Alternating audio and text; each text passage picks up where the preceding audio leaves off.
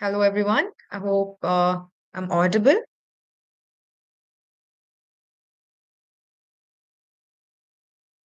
I'll be watching the chatbot to get any kind of response. Perfect. Thank you.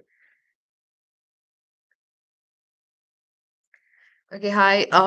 My name is Mariam Monaza. I am a legal practitioner currently in the UAE. I finished my law in India in from city named Bangalore. I don't know how many of y'all are familiar with Bangalore. So I was practicing law in Bangalore in the state of Karnataka, and I moved to the UAE in 2021. Since then, I've been practicing. I mean, I have been working in law firms in the UAE. Um, so today I will be giving you a very brief overview of the UAE family law. If I am too fast, please let me know. Uh, okay, so I'm jumping right into it. Uh, so in the UAE, currently there are three family laws that are in force. You have the Federal Decree Law Number 41 of 2024, Federal Decree Law Number 41 of 2022, and Abu Dhabi Law Number 14 of 2021. As I said, this is a brief overview. This is a point of reference. So you are free to take notes of these laws and then you can proceed to dive deeply into these laws. So I'll just be giving you a brief understanding of these laws. Um, so, so now that you know what are the current laws, I'll just go back in time. So for the part, if you go, if you see the past 10 years in the UAE, family law has seen a huge evolution. Uh, uh, Previously, UAE, family law, there was only one main law that was in force in the UAE, and that was Federal Decree Law Number 28 of 2005. This law was enacted in the year 2005, and this was the law that was in force for all citizens and residents in the UAE, be it Muslim, non Muslim, Emirati, Arab, Asian, anybody. So if you are in the UAE and you are trying to settle a family dispute, you would be subject to this law, Federal Decree Law Number 28 of 2005. Now, this was a Sharia based law, and mainly, even if you see the judgments from this time, you would see judgments where they would apply this law and they would interpret this law through the Sharia law, through the Quran, the Hadith, and mainly the Maliki school of thought. So, of course, Muslims, it was very easy. If you were a Muslim and you are going through a divorce, child custody, inheritance matter, you would have the Sharia principles governing all of these disputes. But in case of non-Muslims also, for example, if a non-Muslim couple is getting a divorce, then Sharia principles again would be applied to their case.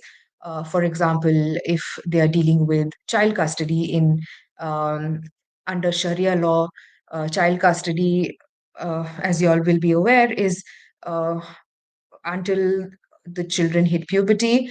Child custody is with the mother, after which it will be transferred to the father, but while guardianship is retained by the father throughout. But so for non-Muslims too, they would have to be subject to this law. In case of alimony in Islam, again, as you would know, at the end, after divorce and the expiry of the idda period, uh, the husbands are not obligated to provide financially for the ex-wife.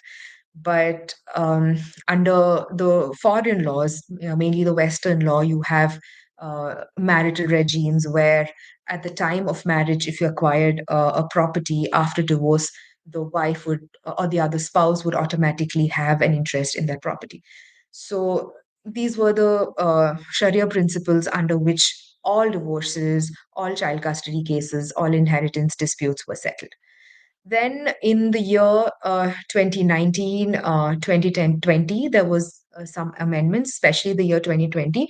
There was an amendment where the UAE law allowed non-Muslims to apply their personal status law uh, to their personal family law disputes.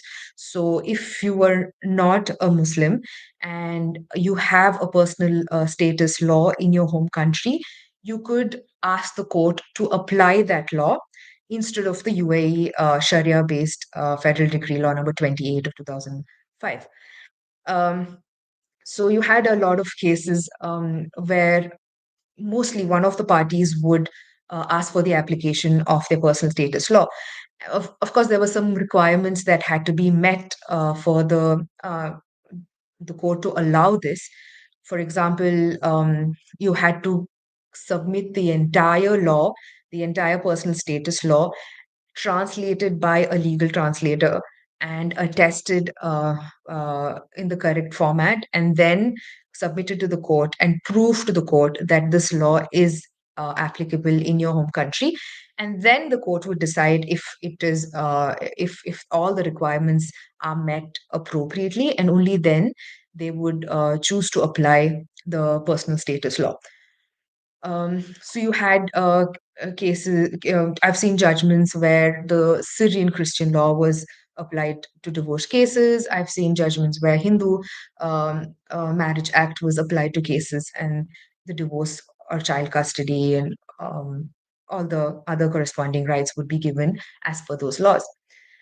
Um, then in the year 2021, the Emirate of Abu Dhabi passed a civil personal status law. So this was a landmark change because for the first time in the history of UAE and most countries in the GCC itself, there was a special law for non-Muslims in the country, and non-Muslims were not subject to the Sharia-based law.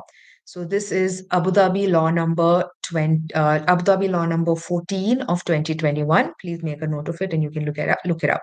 So this law is primarily based on the family law best practices, international family law best practices. So under this law, for the first time, you have concepts of joint custody of children. So unlike the Sharia law, now after divorce, parents had equal rights and equal obligations towards their children. So under the Sharia based law, even though the mother had custody of children up to a particular age, the father had guardianship throughout, and the father was solely responsible or is solely responsible for the financial obligations when it comes to the children, everything from education, clothing, healthcare, transportation, everything. But for the first time now, if you are getting joint custody, then you also have equal obligation to take care of the child as well financially. So this was a big change that was brought in. So all non-Muslims in the UA in Abu Dhabi under the jurisdiction of the Abu Dhabi court are subject to this particular law, law number 14 of 2021. Other than this, you have concepts of a no fault divorce. Now, a no fault divorce is allowed under Sharia as well. You have husbands giving a talaq or a wife asking for a khula and after giving a particular compensation amount.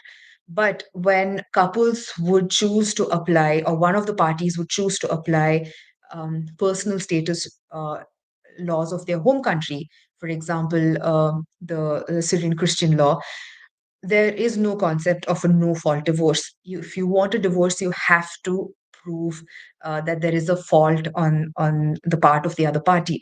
But under the civil personal status law, that is not the case. Even if there is no fault, you can always go to the court now and say that I don't have any, or my partner does not have any fault. I just don't wish to continue to live with that other person. And that is why I want the divorce. So, it's a very refreshing change, especially for non-Muslims who come from parts of the world where they don't have the concept of a no-fault divorce. Other than that, under the old federal decree law number 28 of 2005, you had a compulsory process, after which the mediation department would give an NOC, and then you could proceed with the divorce process. But under the Abu Dhabi Civil Personal Status Law, you don't have a compulsory mediation. You can directly go and file for either a no fault divorce or a fault based divorce, and then the procedure would go on. The Abu Dhabi law also gives alimony rights, financial rights to the wife. So, under the Sharia based law, as you would know, husbands don't have financial obligations on their wives after a divorce and the expiry of the iddah period. But the Abu Dhabi law now gives the right to ask for compensation or a particular amount as alimony. But it depends on factors like the duration of marriage. The longer the marriage, you can ask for a higher uh, amount of alimony. The age of the wife, if the wife is older, then you are liable to get a higher amount of alimony. There are different factors like that: financial status of the parties, what kind of fault was attributed to the other party, what kind of, if there was any physical abuse, mental abuse, the number of children, is the wife willing to take care of the children. So all of these factors would contribute to alimony and the amount of alimony that will be issued or ordered by the court. You might have seen if in these recent news articles where the UAE has the Abu Dhabi court has been giving these huge amounts of alimony after a divorce. So this is the Abu Dhabi law that was issued in the year 2021. But again, as I said, this was only for individuals under the Abu Dhabi jurisdiction.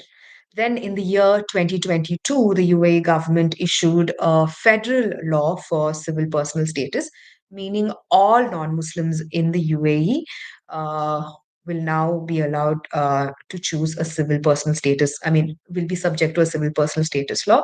Uh, so, Abu Dhabi law continues to be in force in Abu Dhabi. The rest of the UAE, all the other Emirates, if you're a non Muslim, you would be subject to Federal Decree Law number 41 of 2022. Now, this law is also very similar to Abu Dhabi law, very minor changes. For example, under the Abu Dhabi law, joint custody of children is given until the age of 16. After 16, children can choose which parent they want to live with. But under the federal civil personal status law that is applicable in other emirates, the joint custody age is 18, and after which children can choose between either of the parents. Financial rights are larger under the Abu Dhabi jurisdiction than under the federal civil personal status law. So until 2021, as I said, Federal Decree Law number 28 of 2005 was applicable. Then the Abu Dhabi law was enforced, and then the civil personal status was enforced.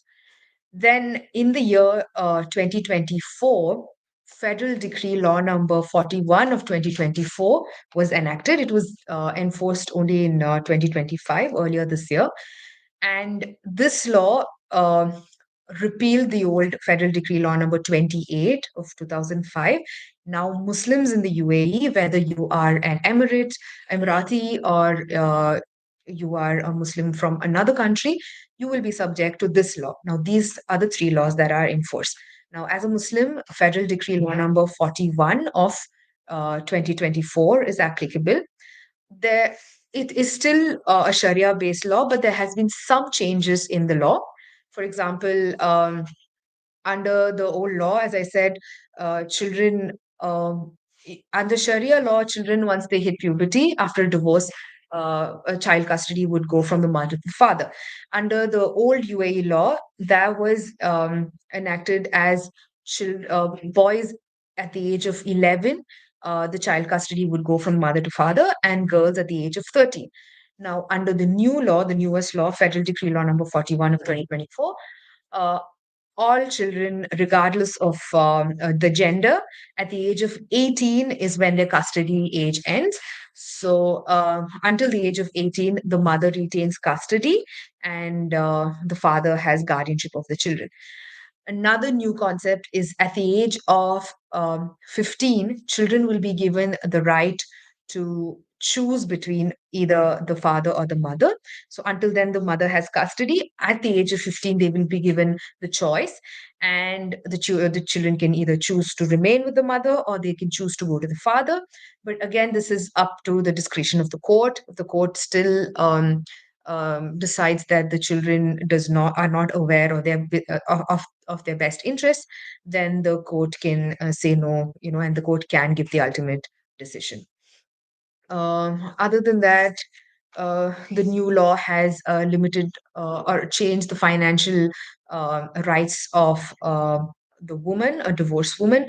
So initially, under the old law, a woman after divorce, after the divorce or during a marriage, also a woman could ask for financial maintenance if the husband is proven to not provide financially for the wife, or is proven to not have provided for the wife during the course of marriage.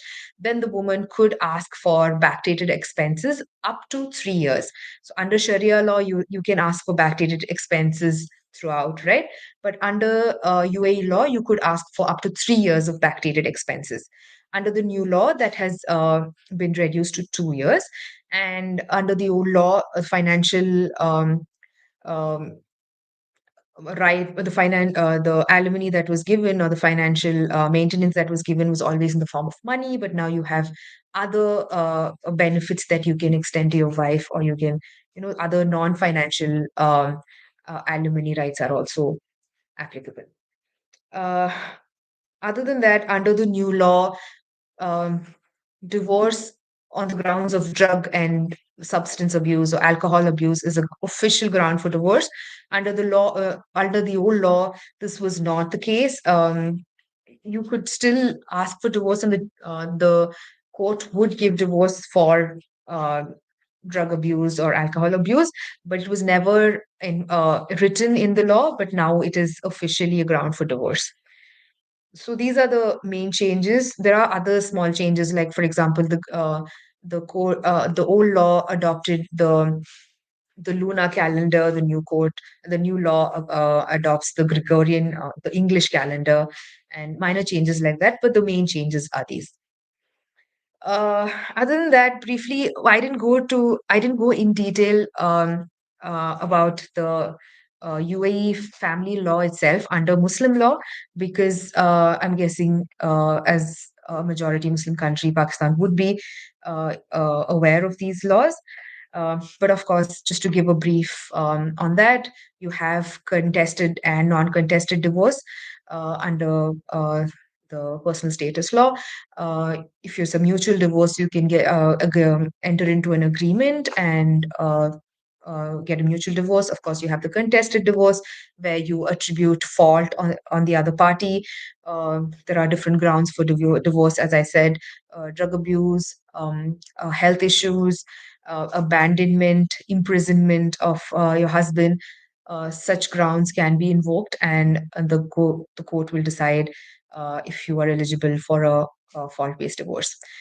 Now, generally, when I talk about UAE law to Indian audience, I normally stress on uh, the meher concept, because in India, and as far as I know, even in Pakistan, um, even though there is an official meher amount that the husband or the groom pays the wife, you also have the concept of a dowry, which the wife or the husband or the husband's family receives from the wife. And sometimes this dowry amount is more than the meher amount.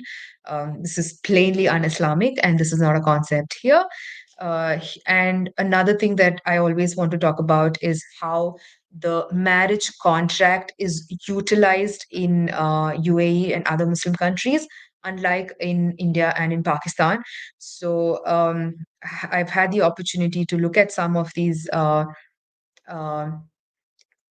marriage contract. So even like in India, you have a very standard marriage contract. Even in Pakistan, where you have names of the parties, you have the witnesses, and then you have the signature. You talk about, you mention the meher, and then you have at least you have the deferred meher, which is sometimes I think given as 5 tolas of gold, etc.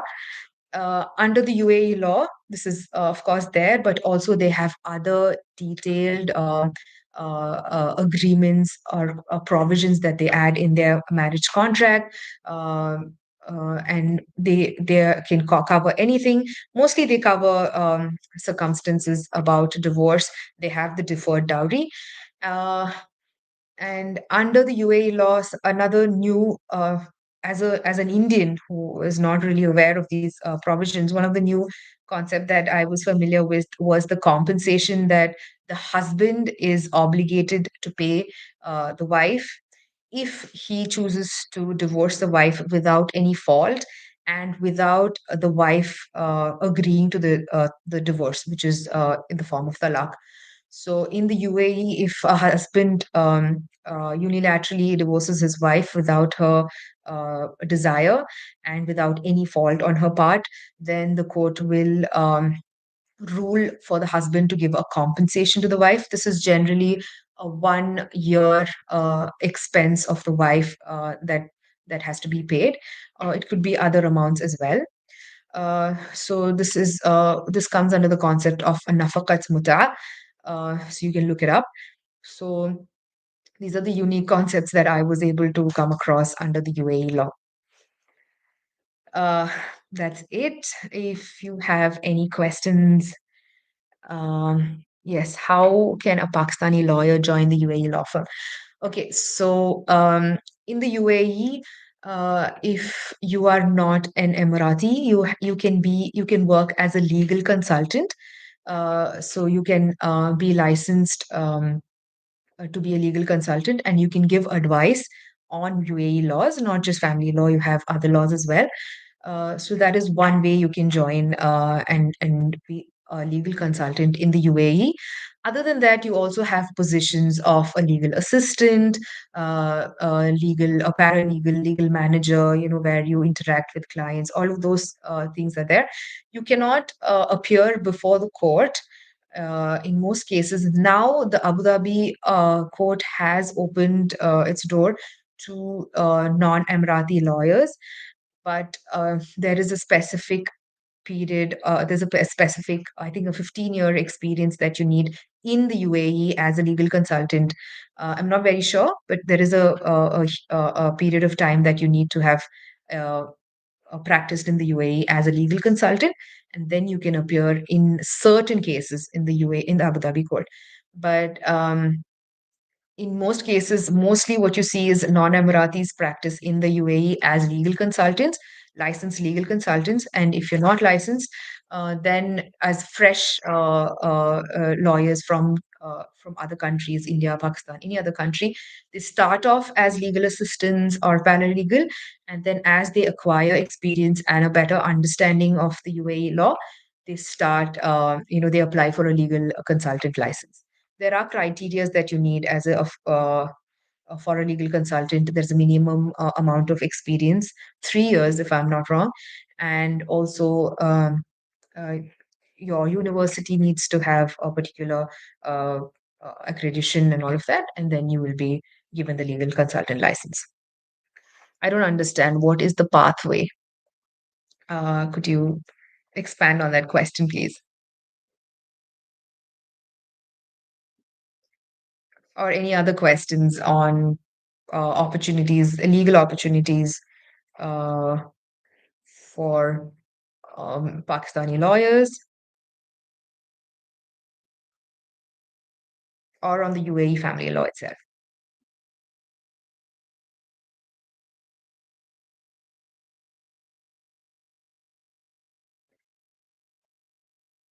Okay, if you have no more questions, uh,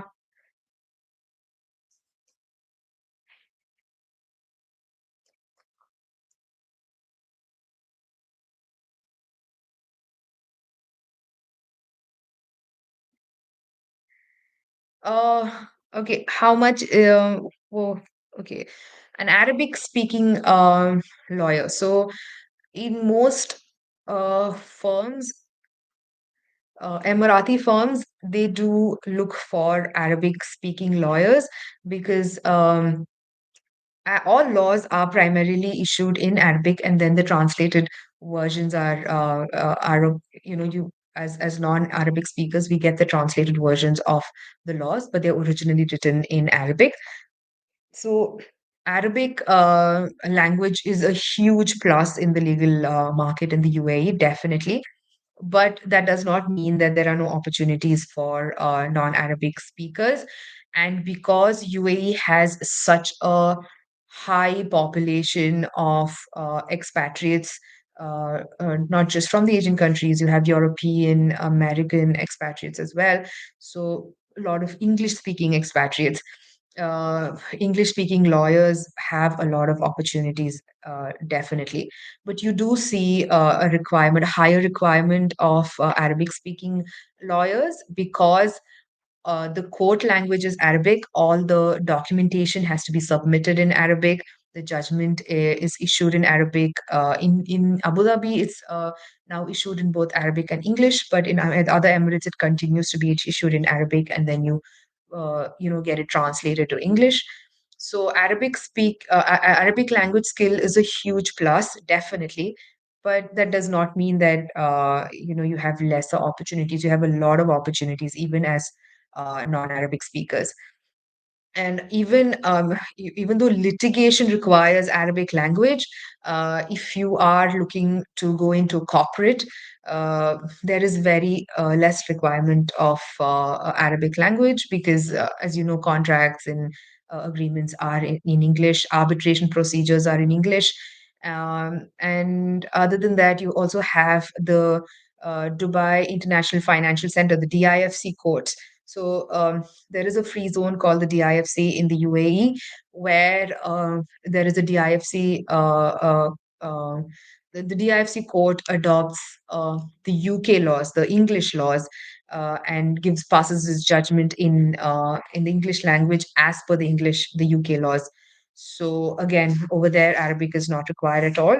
So even though it is a plus, especially in litigation, if you're looking into corporate law, if you're looking at arbitration or DIFC courts, you don't need Arabic.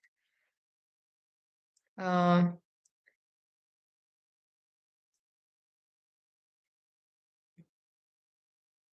so, what is the main difference overall in India, Pakistan, UAE for Sharia law practice? When I say Sharia, I'm mainly talking about family law. In India, I don't know how much of Indian law you're familiar with, but in India, the personal status law or the family law in India is different for different religions. So you have the Muslim family law, you have the Hindu law, you have a law for Parsis, for Christians, you have a different law. So you have a lot of different family laws. The Muslim family law is largely uncoded.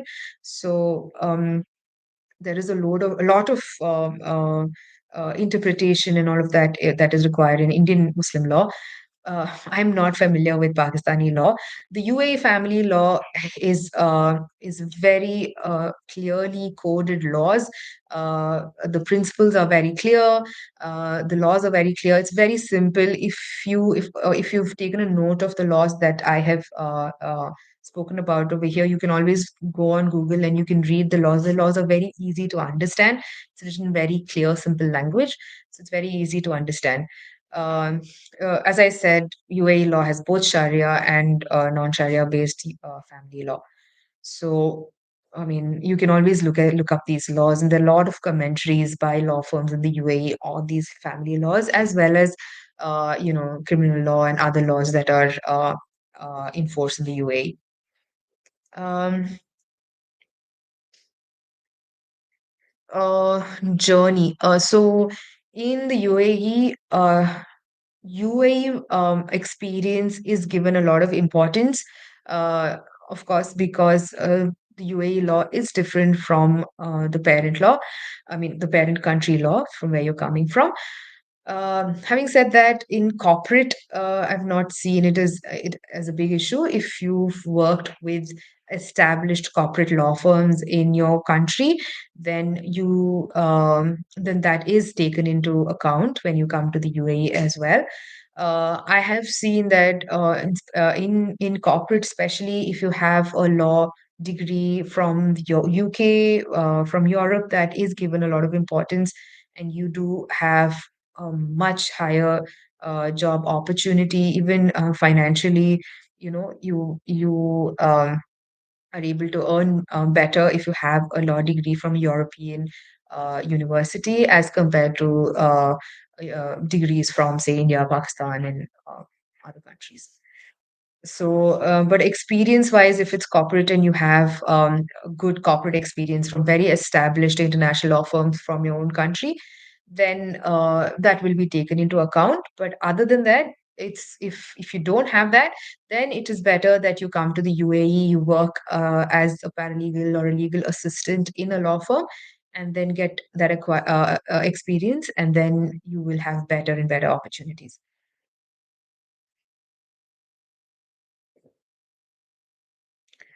Uh, my journey from India to Dubai, in short.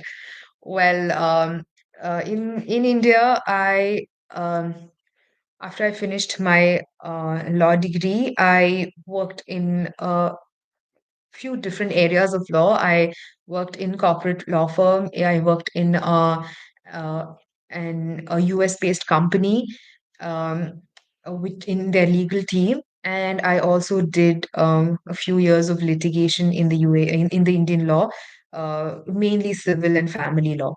Um then I mean, I had acquired a couple of years of experience like that in India. And in the year 2021, after I moved to the UAE, as I said, I joined a corporate law firm at the beginning.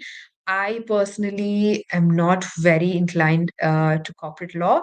It's not my area of interest. I prefer civil laws. I mean, I have a large interest in family law, even back in India and now even in the UAE. So, which is why when I got this opportunity to work as in the company that I'm working right now, Awatif Mohammed Shoki, it is a litigation firm and it primarily deals with family law, with criminal law, and financial matters and all of that. But it is a litigation firm, so yeah, I basically now I'm working.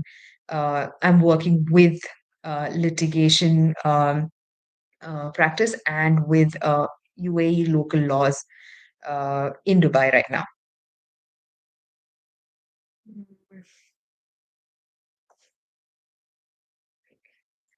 For expatriates, are there any specific courts? So, in the UAE, you have the local courts where they deal with family matters, with criminal matters, with civil matters. But the UAE has this concept of free zones.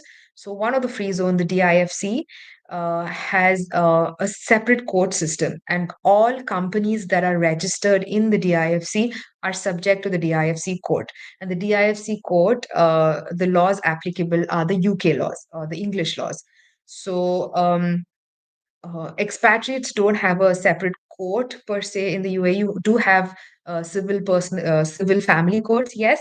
But when it comes to other things, if you have disputes, civil disputes, you have criminal cases on you, you go into the same court, the UAE courts. But if you are a company registered in the DIFC in Dubai, then you are only subject to the DIFC court.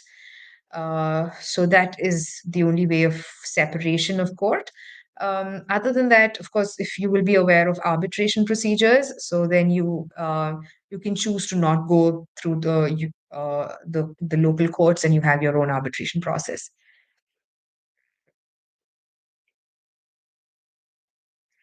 Huge market, family law corporate.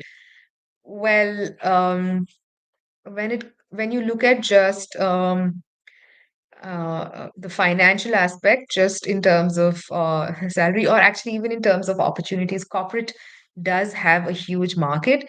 Uh, uh, I mean, I don't know how it is in Pakistan, but even in India, corporate law uh, is emerging right now, and it has huge market. It has a lot of money in corporate.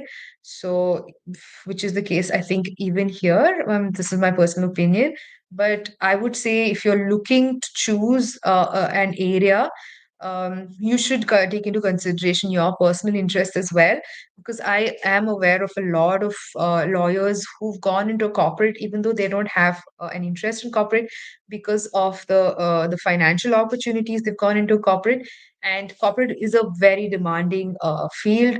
So you do have people who burn out after 2 or 5 years, and then I mean, they have lesser and lesser job satisfaction. So you should take into interest your personal interests. You should take into account your personal interests, and but just uh, you know just looking at it objectively only in terms of financial reward and opportunities, yes, corporate is has a lot of opportunities, and it is a high paying area of law anywhere, not just in the UAE, not just in India. Even if you go abroad to any of these European, or even if you go to the US, corporate definitely has opportunities and more money in it. Mm.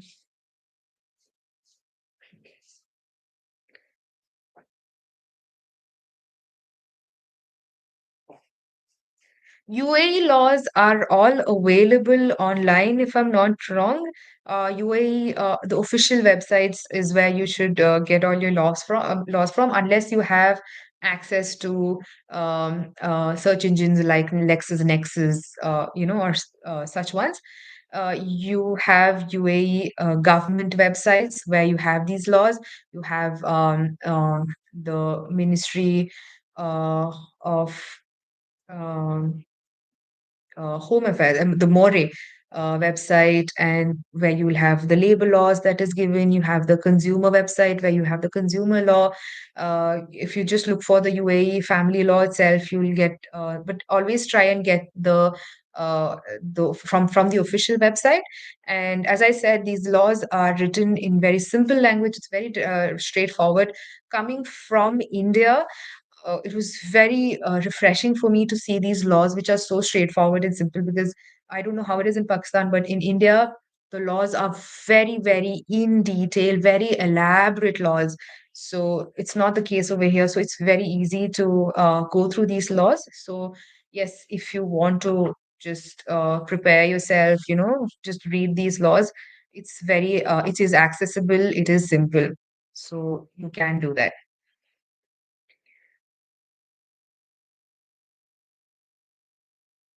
Uh, Guide in UAE, what corporate sectors? Corporate, if when I say corporate law, corporate sector, what I'm talking about is business law mainly. So agreements, um, contracts, mergers and acquisition. So anything that comes under contract law and business law. You have the arbitration law. So that is what I'm talking about when I talk about the corporate sector. If you're familiar with drafting contracts, drafting agreements, sale purchase agreement, this company related contracts, all of that. So all of that comes under the contract sector. I mean, all comes under the corporate sector. Thank you. Thank you. Thank you. It was really nice interacting with you all. If you all have no other questions, I think we can end the session. Anybody from the team?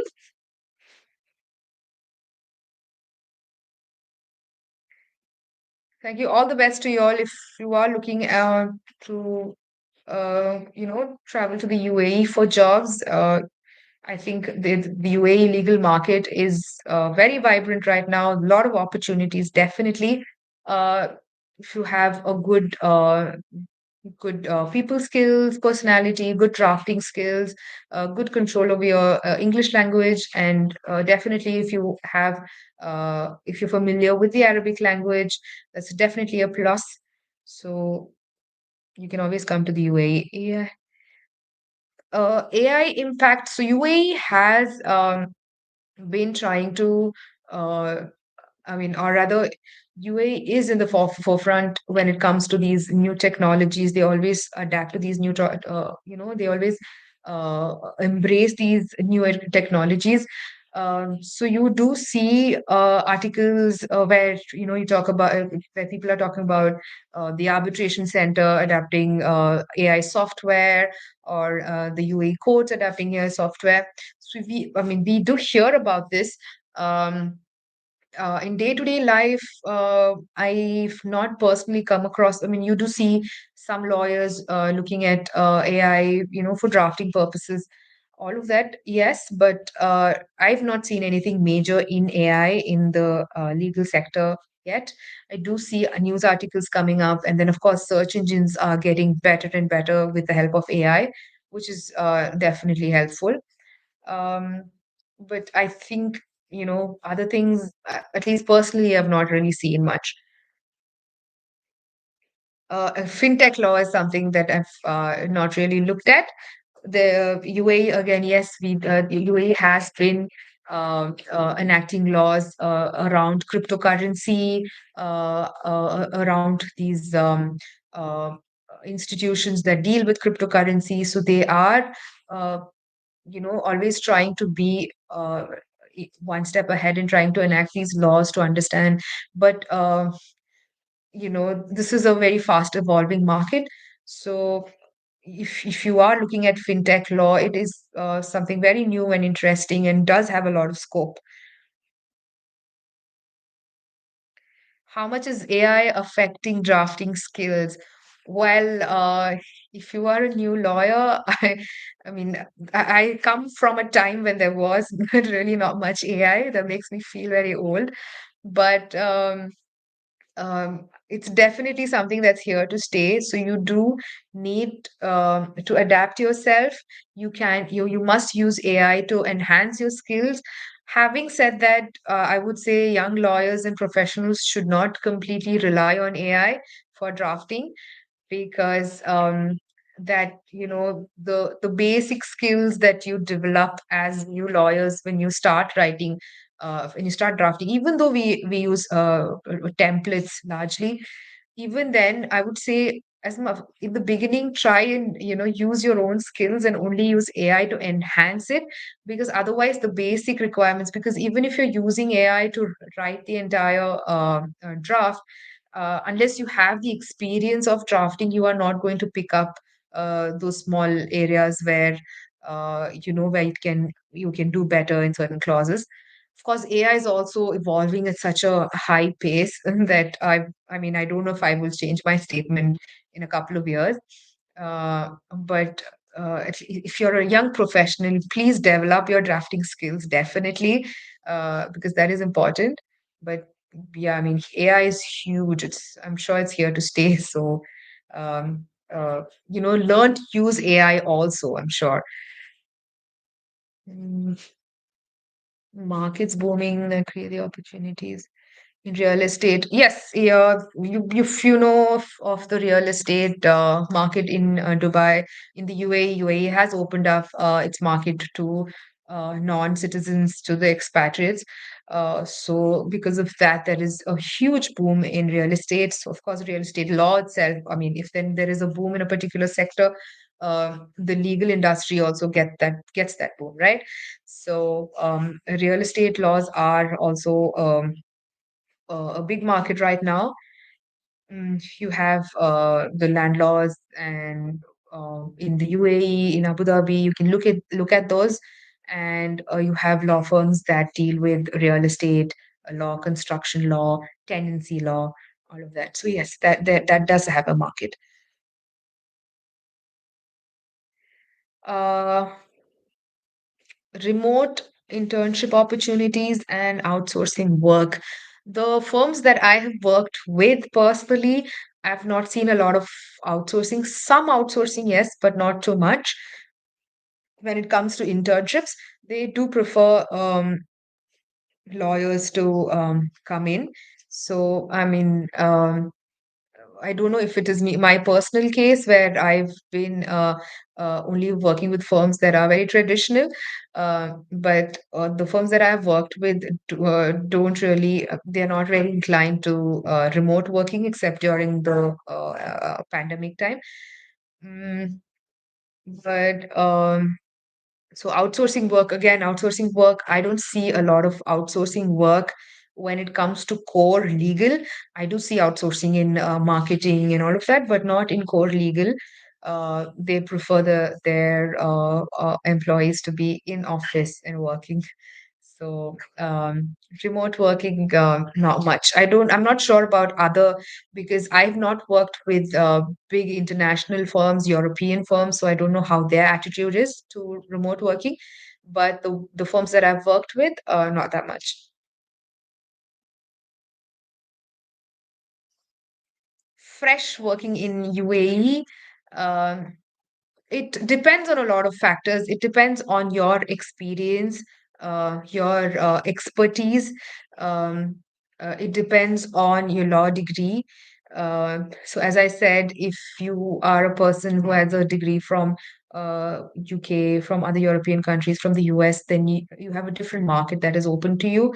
But as a person without those degrees, the way I started was I started in as a legal assistant or a legal associate in a firm, and then as you gather experience and as you understand the laws of the UAE, if you have an interest in corporate law, then you start going into corporate law.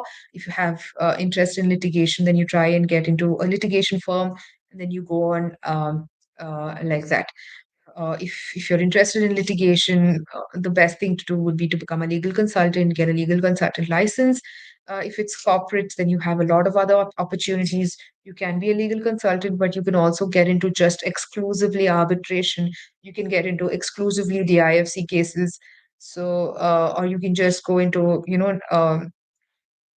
just contract agreements, negotiations, mergers and acquisitions, all of that.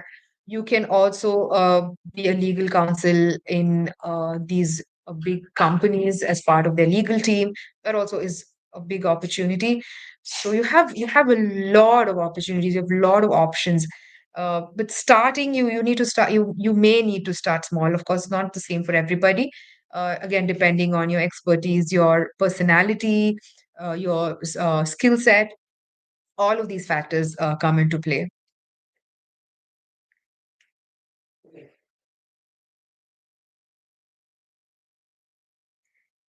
Even if you have no relevant experience, of course, your skill set would come into play then. How confident are you? How your writing skills are? But as a fresher, also, yes, you can start. I know of law students, of Indian law students who come here to intern, and then so by the time they finish their law degree, they have a list of internships from UAE law firms, so then that gives them a good opportunity. But otherwise, you can come in and, as I said, work as a legal assistant, a paralegal, and then you can acquire experiences like that as well. It would be better if you have a strong skill set in draft, if you have strong skills in drafting or in a strong personality. All of these things help. So if you're starting as a fresher, these things will be taken into account.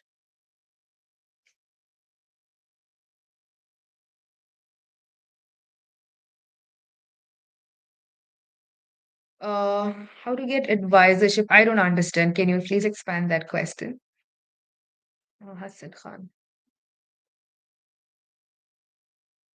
Any other questions? Anybody?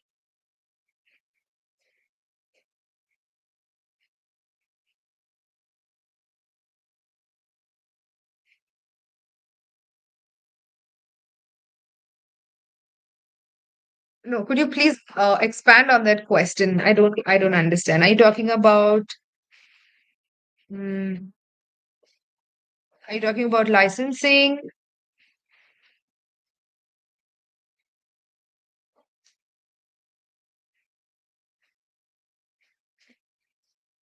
Okay. So, in UAE, as I said, if you are a non-Emirati, you cannot appear in court except, as I said, there's a very new law which allows expatriates to work in certain sectors, in certain areas of law, but mostly as a non-Emirati. So far, even if you are an Arab, you're from Arab countries like Egypt or Jordan or Syria, any of these countries also, um, you generally would be a legal assistant, or as I said, if you are in corporate law, then you can be licensed as a DIFC lawyer, and then there you can appear in before the DIFC courts. But otherwise, if you're talking about as a lawyer who goes to court and argues, you cannot do that in the UAE if you're not an Emirati to a large extent.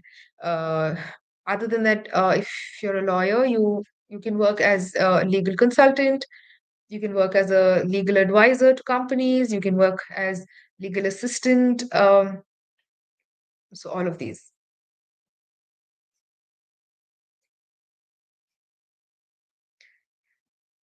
Okay.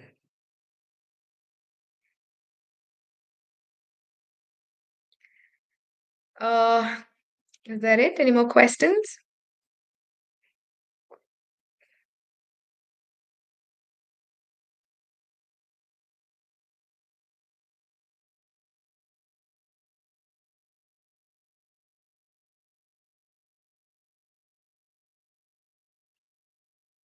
Thank you. Thank you for the opportunity. I hope this has been helpful.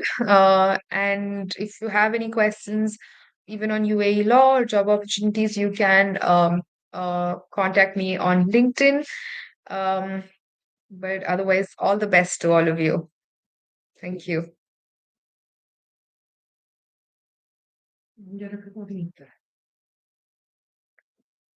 So, yeah, that's it. Thank you so much, everybody. And yeah, all the best.